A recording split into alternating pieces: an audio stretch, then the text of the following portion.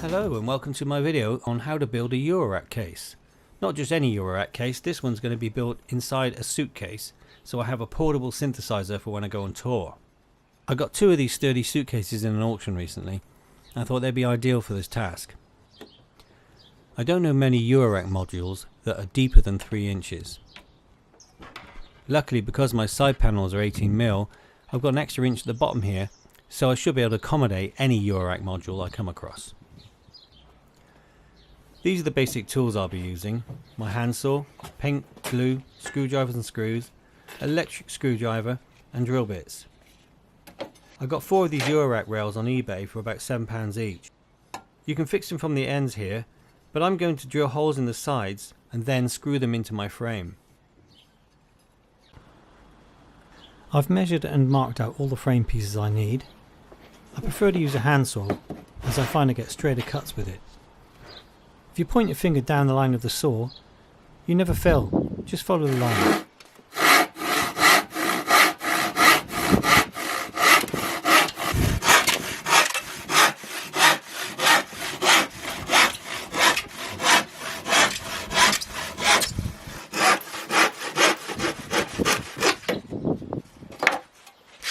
And a quick sanding tidies them up.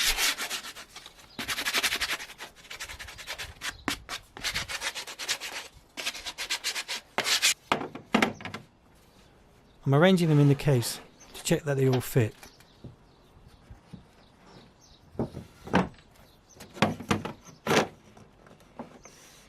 Then I drill short pilot holes in the case and through into the panels, not too deep.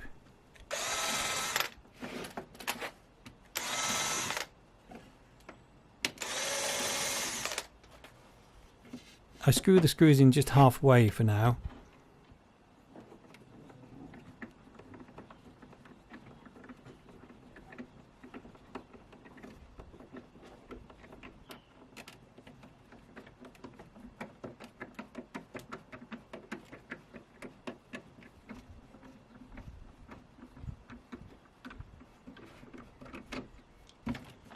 Then we check the distance is right for all the panels.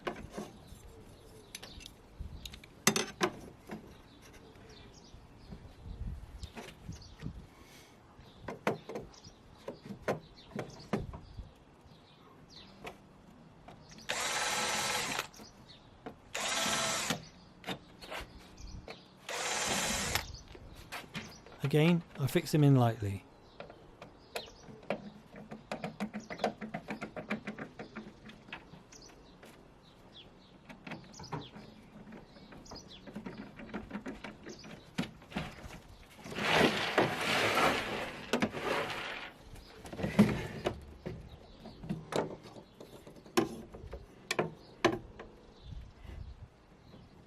I'm happy with the fit, so now I'm going to do the same thing to the top half of the case with all the panels I've already cut out. There, looking good.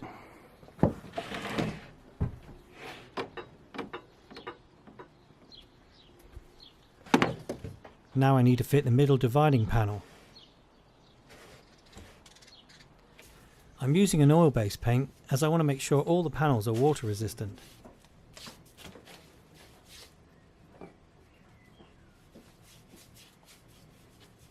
You need to use plenty of paint as the MDF board really soaks it up.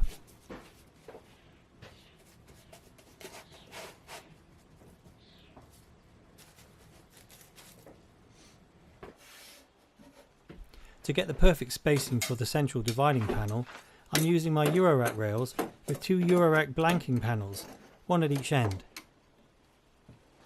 I need to double the size of one of the bottom panels to make the case bottom heavy, so I'm gluing 2 of them together. Some of you may recognise the sawtooth pattern here.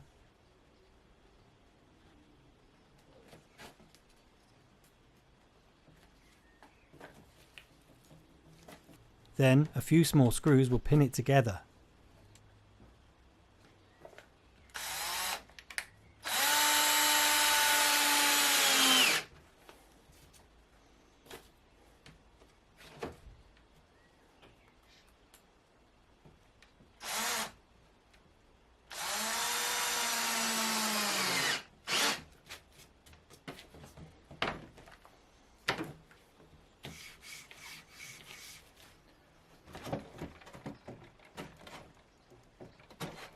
Now it's time to reassemble the frames.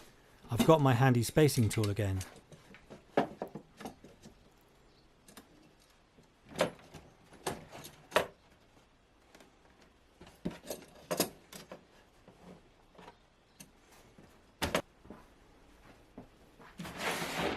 I used longer screws to fix the panel in place, then one last check.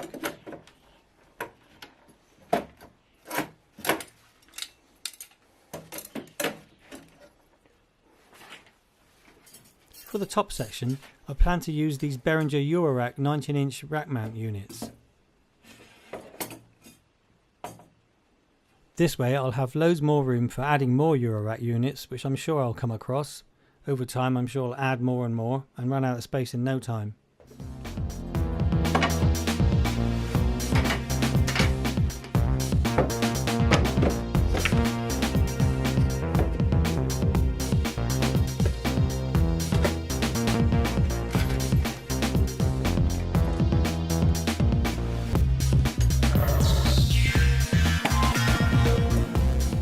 Getting the panel spacing right is the same as before, using the 19-inch rack mount to space them.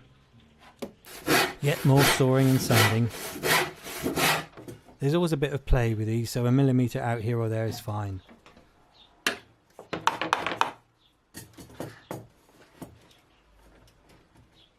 Then I mark the holes with a pencil. Then I'll paint the panels with black paint again. Now it's just a simple matter of fixing the rack mount frames to the panels again. Using a metal drill bit, it's easy to drill the mounting holes in the rails. 3 per rail. To make sure the rails don't wobble about, I'm using these rubber strips. As you can see, there is a 1mm gap under the rail. The strip slots in nice and tightly. A square wave glue pattern this time. This is just normal wood glue, by the way.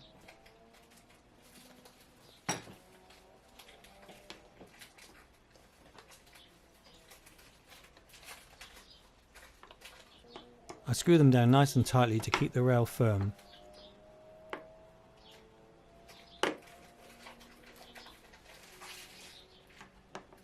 And then leave it aside to dry. I know I'm being a bit OCD about checking the gaps between the rails, but it's really important. You need to allow for all the various different Eurorack brands to fit in. Some of them vary slightly, but it's only a small amount. I'm close enough here, I think. One last check on the 19-inch rack mount section. It all seems fine.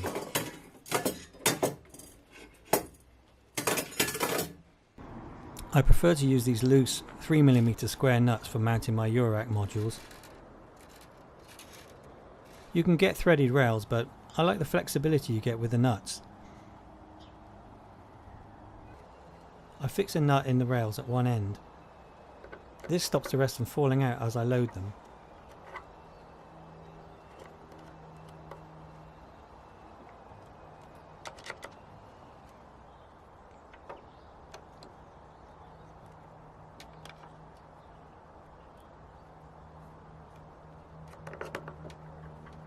Now a little time lapse of me loading 40 nuts in one of the rails.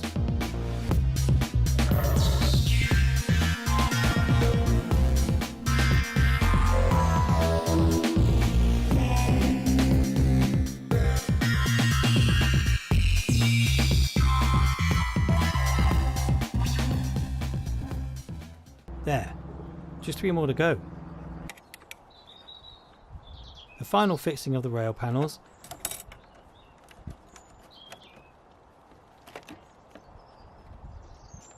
I've upped the size of the screws to make it more firm.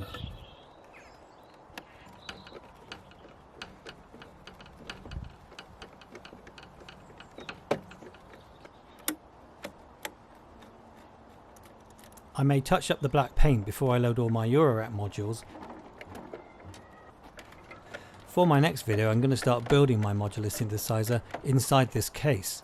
I'll show you what power supplies I'm using, as well as MIDI control and all the other little extras I've bought over the time. Over the last year, I've been buying one unit at a time of the Behringer System 100. I'm just waiting for the dual envelope to arrive to complete the system. These are a great way to get into modular synthesizers, with most of the units coming in under £100 and some even lower than that if you look on eBay and shop around. Overall, I found the best place to buy these is directly from Music Store. There's a link in the description below. I'm sure you'll agree, there are so many choices out there for Eurorack cases, and often they're incredibly expensive, from £200 to £300 a case. I think what I built is a nice cheap option, and I think it's a little more fun than the usual case. It's certainly portable. Anyway, I hope you've enjoyed this video. Please like and subscribe, and I hope to see you again soon.